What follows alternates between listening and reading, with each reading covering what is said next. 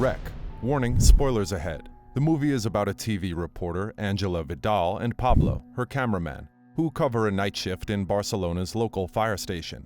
They're filming a fictional documentary about firefighters. At the fire station, Angela and Pablo are having a great time with the firefighters while they're waiting for some action to happen. Angela is ambitious and wants to have a good story for the documentary. The station receives a call, and it looks like Angela and Pablo will finally get some footage for their project. They all hop on the fire truck and drive through Barcelona. Finally, they arrive at the apartment complex that called for help. It turns out that an old lady is trapped. A police officer guides the crew to the apartment. They enter and see the lady completely covered in blood. Pablo is recording everything. He turns the camera light on to get better footage of the lady, and she becomes violent. The police officer tries to help the lady, but she attacks him and bites his neck. It took 3 grown men to separate her from the officer. They carry away the injured officer. Alex, the firefighter, stays in the apartment with the old lady. The crew is leaving the apartment complex but discovers that someone locked the building from the outside, so they cannot leave. They try to find a way out. Carmen, a resident of the building, informs them that her husband called her and he said the police locked them up and blocked the entire street. From out of nowhere, a man falls down on the ground from upstairs. It is Alex, the firefighter. The old lady throws him over the staircase. He is badly injured but still alive. Another police officer hears a noise from upstairs and goes to check it out. Angela follows him. Very carefully, they enter the apartment. Suddenly, a woman starts running towards them. She is screaming, smashing into walls, and finally falls on the ground. The old lady from earlier starts to rush toward the officer, Sergio, but he takes her life with a gun.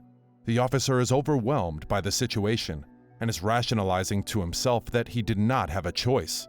Angela cannot believe the whole incident. Downstairs, the crew opened the textile workshop to find if there was any exit.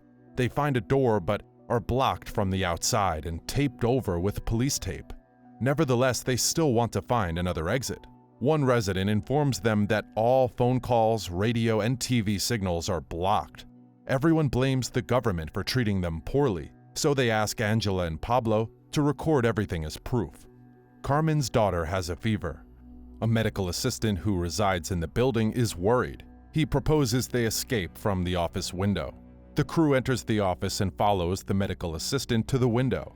From the window, they see soldiers preparing to seal up the apartment complex.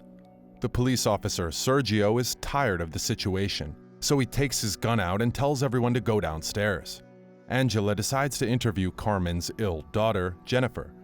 Jennifer tells her that her dog, Max, was sick and had been taken to the veterinarian. Then Angela interviews Carmen. She thinks that everything is somehow connected.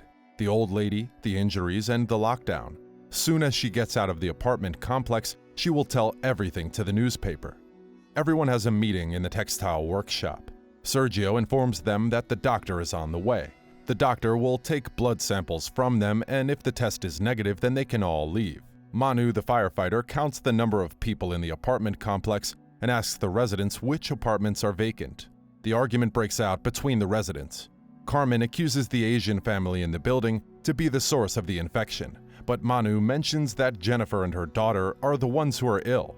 Carmen answers that Jennifer only has tonsillitis. The medical assistant opens the door of the building and the police officer welcomes the doctor in. Pablo is recording everything. Angela notices that everyone outside is wearing hazmat suits and masks. The doctor is telling them that everything is okay and not to worry. He says the virus is similar to rabies. That is why the infected become extremely aggressive.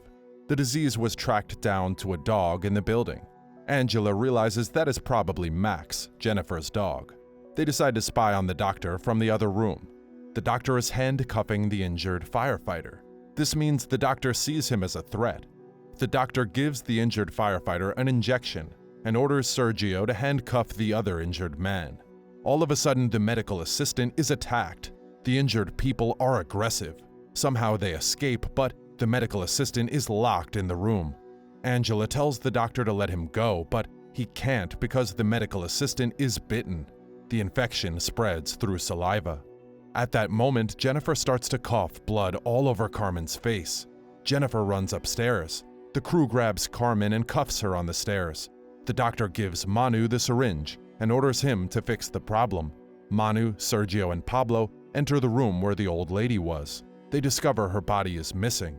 Someone is crying in the other room. They turn around and see Jennifer. Sergio carefully approaches Jennifer with the syringe. She attacks him and bites him. Sergio realizes he is infected, so he grabs Jennifer and drags her to the nearby room. This gives time for Manu and Pablo to run away from there. On their way out, they encounter the old lady from earlier. She is furious and bloody. Manu kills her with a sledgehammer.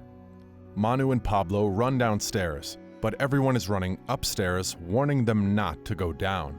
The infected manage to free themselves, but Angela and the others somehow contained them.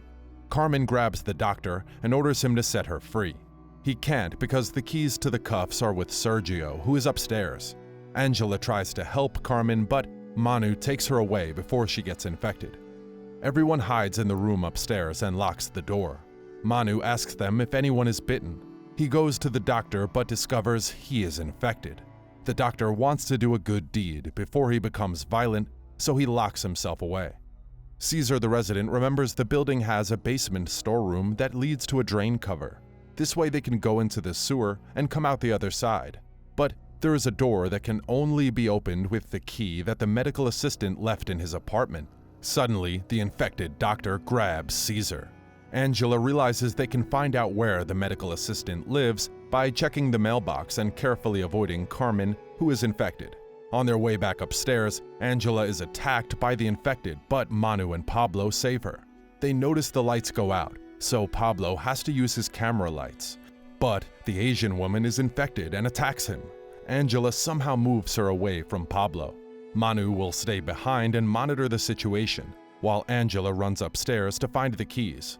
In a panic, she is opening the drawers and tables to find the keys. She finds nothing.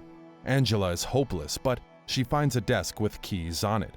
They leave the apartment, but the path to go downstairs is blocked by the infected. Angela and Pablo run to the top floor and successfully unlock one of the rooms. They lock the room behind them. Inside is dark. Pablo turns his camera light on. The room is filled with rosaries, beakers, and other occult things.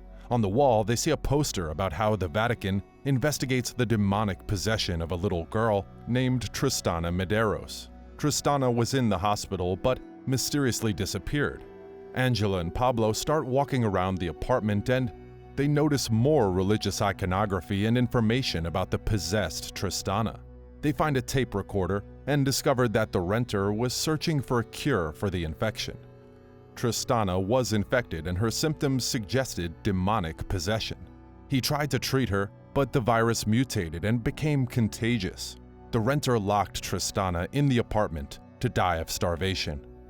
Suddenly, the attic doors open. Pablo wants to check it out with his camera light. An infected boy from the attic knocks the camera aside and the light goes off. Pablo turns on the night vision.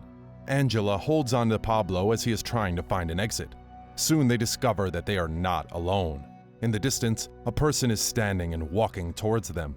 The woman can't see or hear them. They realize the woman is Tristana, who is now looking completely deformed.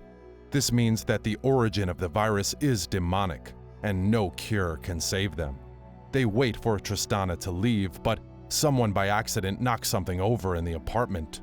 Pablo is trying to distract Tristana while Angela runs away. Pablo sacrifices his life so Angela can escape. Angela is alone in the dark. She picks up the camera and in a panic sees Tristana eating Pablo. Tristana sees Angela and pushes her to the ground. Angela is terrified and injured.